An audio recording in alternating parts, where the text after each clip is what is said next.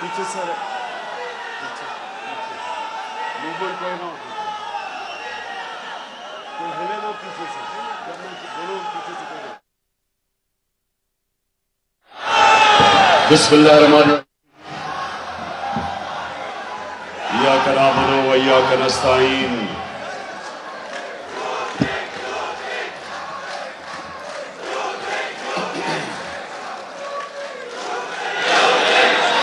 माशाअल्लाह, इस्लामाबाद की तंजीम और ओहदेदार, मैं आज आप सबको मुबारक देता हूं, खराज तहसीन पेश करता हूं कि इतनी मुनज़्ज़म तरीके से आप इतनी देर बैठे रहे जबकि साउंड सिस्टम अभी ठीक नहीं था। अच्छा, इस्लामाबाद थोड़ी खामोशी से, जो मैं आज इतनी ज़बरदस्त अपनी तंजीम के सामने जो मैं आज पैगाम देना चाहता हूं, पीछे उधर चुप देखें। आज़ादी दुनिया की तारीख में कभी कोई प्लेट में रख के नहीं देता। आजादी के लिए कुर्बानियां देनी पड़ती है, जदोजहद करनी पड़ती है, जिहाद करनी पड़ती है। जो लोग इस मुल्क के ऊपर कब्जा करके बैठे हुए हैं, वो इस निजाम से भरपूर फायदा उठा रहे हैं। जो लोग अरबों खरबोपति बन चुके हैं, इस निजाम के ऊपर कब्जा करके वो कभी आराम से हमें आजादी नहीं देंगे। ये जो आपकी हकीकी आजादी की तहरीक है, ये दरअसल तहरीक के पाकिस्तान के बाद जब हमारे बड़ों ने जदोजहद करके पाकिस्तान बनाया, ये उसके बाद सबसे बड़ी तहरीक है कि इस मुल्क को हकीकी तौर पे आजाद किया जाए। हकीकी आजादी क्या है? हकीकी आजादी सबसे पहले आपको समझनी है, क्योंकि देखें, आपने लोगों के अंदर जाना है। लोग आपसे पूछेंगे कि हकीकी आजादी क्या है। हकीकी आजादी सबसे पहले अपने ज़हन में, अपने दिल में और दिमाग में वो कैसे आती है? जब आप ला इलाहा इल्लल्लाह का दावा करते हैं कि मैं अल्लाह तेरे सिवा किसी के सामने नहीं झुकूंगा, दरअसल आप अपनी आजादी का ऐलान करते हैं कि मैं आजाद इंसान हूं। जब आप अल्लाह को मानते हैं और सिर्फ एक खुदा को मानते हैं, आप साथ ये भी अपनी आजादी का दावा करते हैं। मैं इसलिए अपनी कौम को जब से प्राइम मिनिस्टर बना, मदीना की रियासत की समझाने की कोशिश की, रहमतुल्लिल आलमीन अथॉरिटी बनाई कि बड़े बड़े स्कॉलर्स हमारे बच्चों को, स्कूल के बच्चों को, यूनिवर्सिटीज डिबेट्स करवाएं, बताएं कि वो मेरे नबी सल्लल्लाहु अलैहि वसल्लम ने क्या किया था मदीना में, कि चंद ही सालों के अंदर जिन लोगों की कोई हैसियत ही नहीं थी, उन्होंने दुनिया की इमामत की। ये इंसानी तारीख का हिस्सा है कि 10 साल में इंसान तब्दील हुए, 622 से 632। जब मेरे नबी इस दुनिया से गए, 10 सालों के अंदर वो लोग जो 2 सुपर पावर्स के बीच में हैसियत ही नहीं थी उनकी, 10 सालों के अंदर वो तब्दील हुए। वो इनकलाब फिक्री इनकलाब था। जंगों के अंदर तो सिर्फ 1200-1300 सारे लोग 10 साल में मरे थे, दोनों तरफ टोटल लोग 1200-1300 उन जंगों के अंदर मरे थे।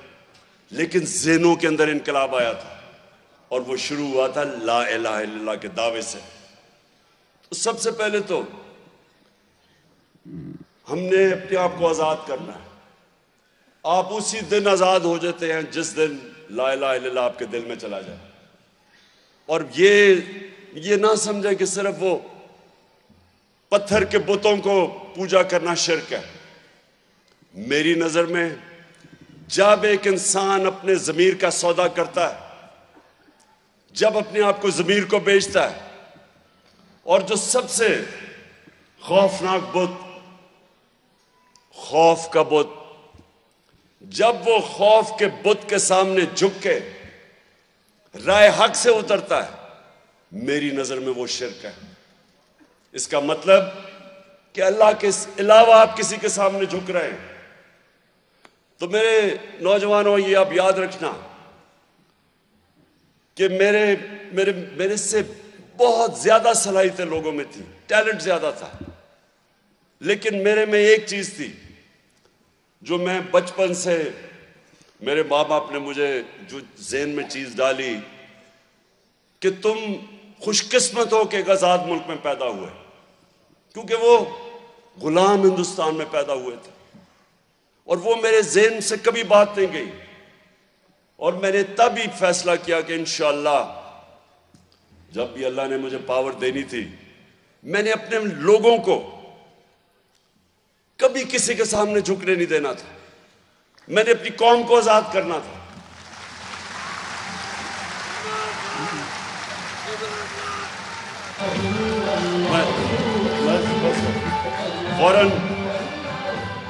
फॉरेन पॉलिसी, सबसे पहले फॉरेन पॉलिसी की आजादी।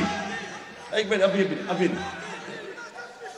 अभी आएगी इंशाअल्लाह। मैं अभी तुम्हारी जज्बे को टेस्ट करने वाला हूं, फिक्र ना करो। मैं आप सबके दावे को टेस्ट करने वाला हूं ला इलाहा इल्लल्लाह पे। क्योंकि सुने कुरान की आयत है, और ये दूसरी मेरी बात सुन लो कि एक तो मैं एक आजाद इंसान हूं, मैं नहीं कभी किसी के सामने झुका। और दूसरी चीज कि कुरान की आयत है कि जब एक इंसान ईमान ले आता है, अल्लाह उसके खौफ दूर कर देता है, खौफ के बुत को तोड़ देता है। और वो कभी किसी इंसान ने, मेरी जिंदगी में 70 साल का होने वाला हूं, आज तक मैं किसी बड़े इंसान को या उस इंसान को जिसने कोई बड़ा काम किया, मैं कभी उस इंसान को नहीं मिला जिसने अपने खौफ के ऊपर काबू ना पाया हो। कभी बुज़दिल आदमी लीडर नहीं बन सकता।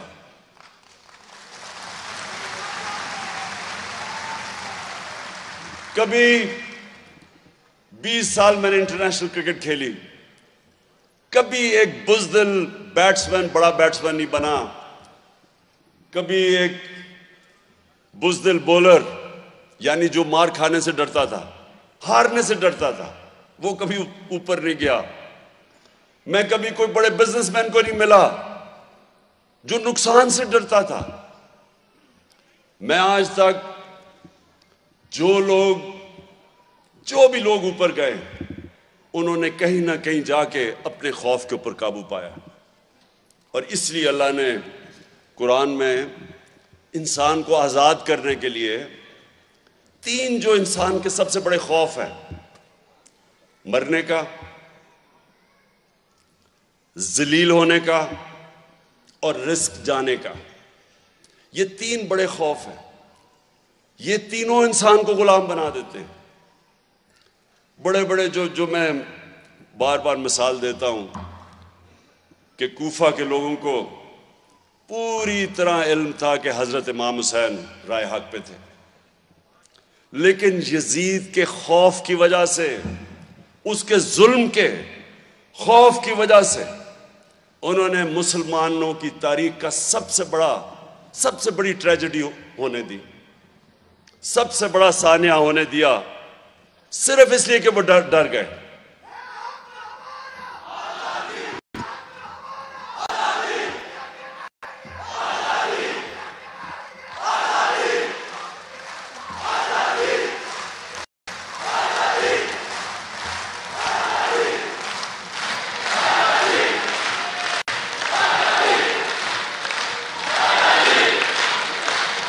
जी सो इस्लामाबाद हमारे नौजवान, और मैं ख़ास तौर पर दाद दूंगा इस्लामाबाद में हमारी जो ख्वातीन की तंजीम है, मुझे ख़ास तौर पे जब वो हमारा धरना था 126 दिन का, तो बड़े बड़े मुश्किल वक्त आए।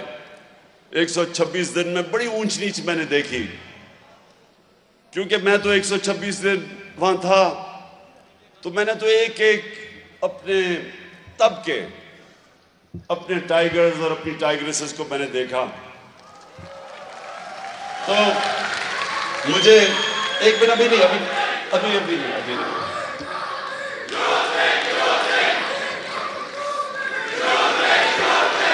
यूथ विंग तो 8 साल पहले थे नहीं, वो तो बच्चे थे तब।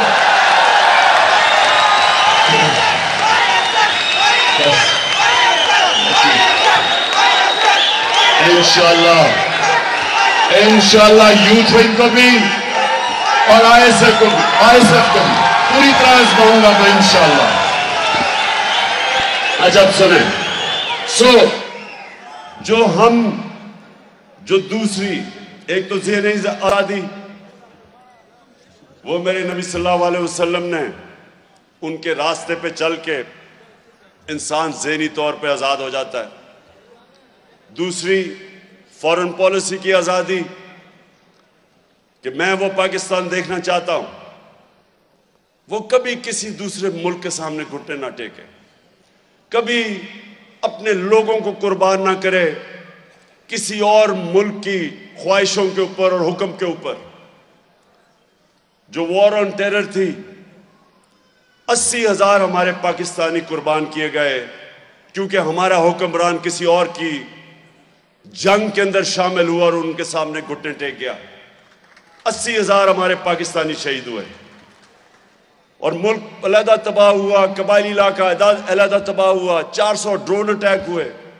अभी एक फिल्म भी आ रही है, एक आदमी जिसकी घर वाले ड्रोन अटैक में मारे गए थे, उसने एक पूरी तफसील में बताया कि वो किस तरह का जुल्म उन लोगों के ऊपर होता था। हमारी अपनी हुकूमत ने इजाजत दी, जिनके लिए जंग लड़ रहे हैं, वो हमारे मुल्क के ऊपर ही आके 400 ड्रोन अटैक किया उन्होंने, क्योंकि ये दो पैसे के गुलाम, जिनका पैसा पड़ा हुआ मुल्क से बाहर, ये शरीफ खानदान और जरदारी खानदान, इन दोनों ने इजाजत दी कि हमारे मुल्क में आके वो जिनकी जंग उनकी लड़ रहे हैं और बीमारी हमारे पे कर रही है। इसकी कोई दुनिया की तारीख में मिसाल नहीं। तो मैं ये कभी अपने मुल्क को, जिस तरह रूस से, एक मिनट ठहर जा सुने, रूस से अब ये हुकूमत बात कर रही है तेल लेने की, गंदम लेने की, तो ये तो सब हम बात कर चुके थे 5 महीने पहले। और आज देखें मुल्क के ऊपर जो महंगाई का समंदर है, कोई इनको तब जब ये हुकूमत इन्होंने साजिश करके हमारी हुकूमत गिराई, तो इनको कोई शर्म नहीं थी कि हिंदुस्तान 40% कम कीमत पे तेल खरीद रहा था रूस से, और इनको कोई शर्म नहीं आई, क्योंकि डर रहे थे इनके जो आका है, जो इनको लेके आए थे, उनसे इतने खौफजदा थे कि हमारे लोगों को आज महंगाई में, पाकिस्तान की बदतरीन महंगाई है आज, 50 सालों में सबसे ज्यादा महंगाई है पाकिस्तान में, लेकिन इनकी जुर्रत नहीं हुई कि हम सस्ता तेल लें, हम सस्ती गंदम लें, क्योंकि इनको डर था। जो लोग इनको लेके आए थे उनसे डरे हुए थे। अच्छा, अब मैं एक मिनट आपकी तैयारी करवा लूं, क्योंकि हम अब जरा सुने मेरी, हम अब आ रहे हैं हमारी हकीकी आजादी की तहरीक क्या अब उस मरहले पे। बस बस बस बस अकल, एक मिनट, बस बस।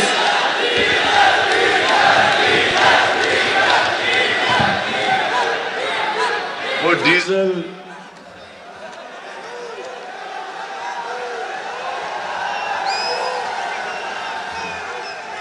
और वो ठीक है, उस पे भी आता हूं, अभी डीजल पे भी और बेलू पे भी। बेलू है ना, बेलू बेलू मेलू मेलू मेलू, हाँ मेलू। अच्छा, एक मिनट सुन तो लो, क्योंकि अभी आपका इम्तिहान का वक्त है। राना सनाउल्लाह ने कोई धमकी दी है। राना सनाउल्लाह, मेरा वादा है कि तुम छुप नहीं सकोगे इस्लामाबाद में।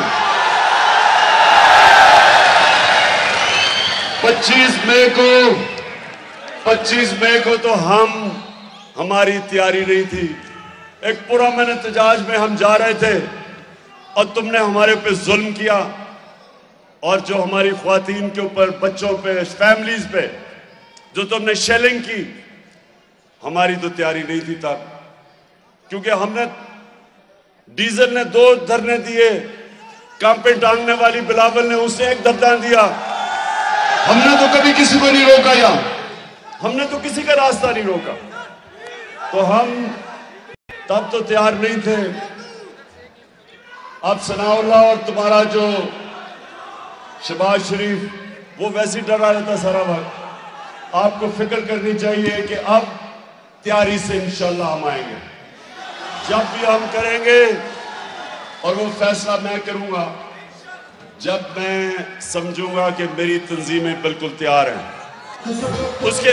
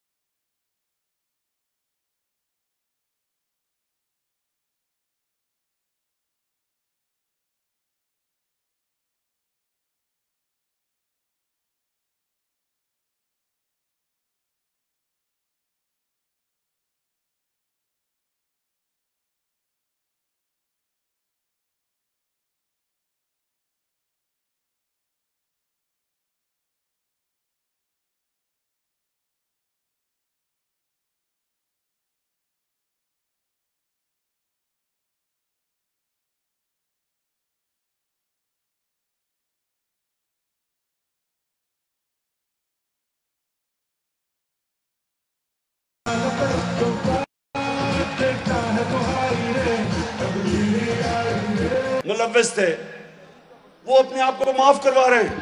खुद ही कानून बना के खुद ही अपने आप को करप्शन केसेस से निकाल रहे हैं, अरबों रुपए के। और वो इस इंपोर्टेड हुकूमत में आके पैसा बना रहे हैं करप्शन केसेस माफ करके, और लोगों को महंगाई के समुंदर में डूबते जा रहे हैं लोग।